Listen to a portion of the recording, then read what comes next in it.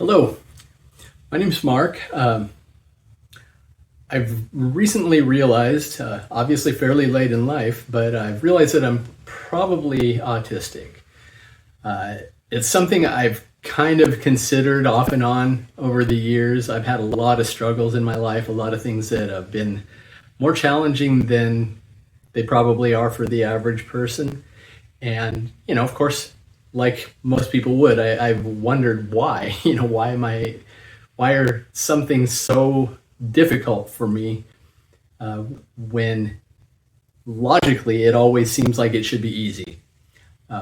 So I've worked with some therapists over the years, talked to a couple of them about the possibility that I might be autistic, and they've sort of just said, no, probably not. In fact, the most recent one was adamant that I'm definitely not autistic. So I sort of just ignored my suspicion for a while. But then within the last year or so, I really started to reconsider it and started looking deeper into just what it means to be autistic. And the more I learn about it, the more it seems like the therapists were probably wrong, and that I think I may have been right all along. And so I have gone through an assessment to find out if I'm right. That just happened this week, so I have a follow-up phone appointment scheduled for next week, when I guess I'll find out for certain if that diagnosis really does apply. At this point, I have not a lot of doubt. I'm pretty certain what the results are going to be. Even as I left the assessment, I asked, kind of what's your gut feeling at this point, and the psychologist said, well, I think it's pretty likely, so I wasn't surprised by that.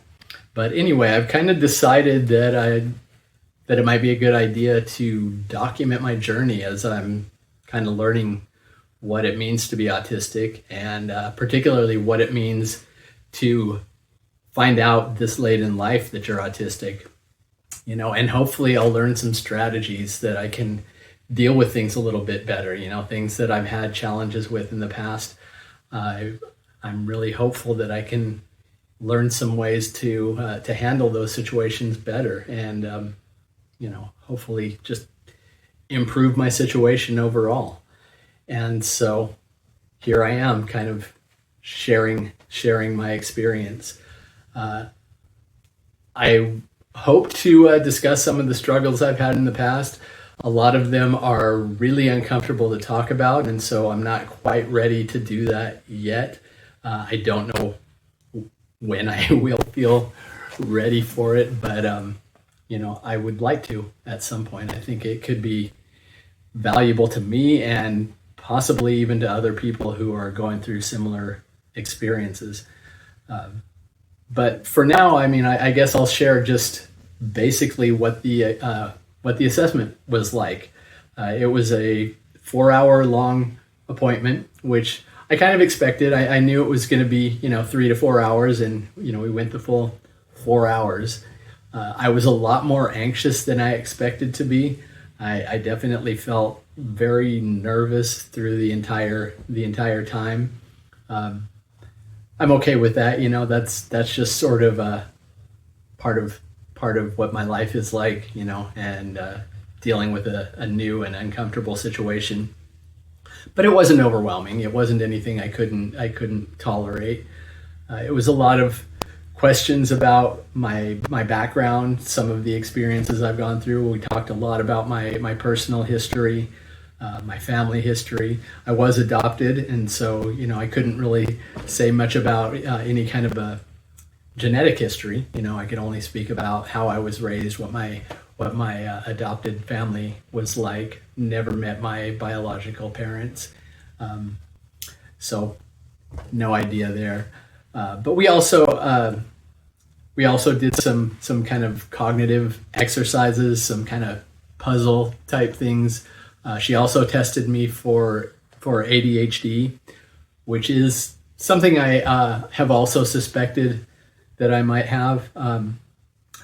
That's one that I personally ignored for a long time. mainly because I'm not hyperactive. There's no one who's ever met me who would describe me as hyperactive, and so I just kind of dismissed it. I thought, well, you can't be ADHD if you're not hyperactive. But then one of my therapists kind of started talking with me about it, and she said, that's only one of the symptoms, but most everything else seems like it kind of might fit for you, so it's worth looking into. So I have actually tried taking medication for ADHD. I didn't feel like it really helped me a lot.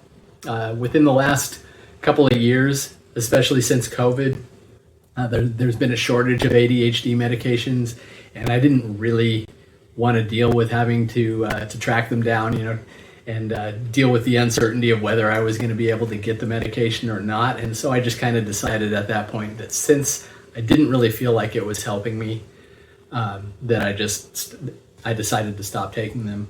But who knows? Maybe something else would be more appropriate. Something else might work better. We'll see.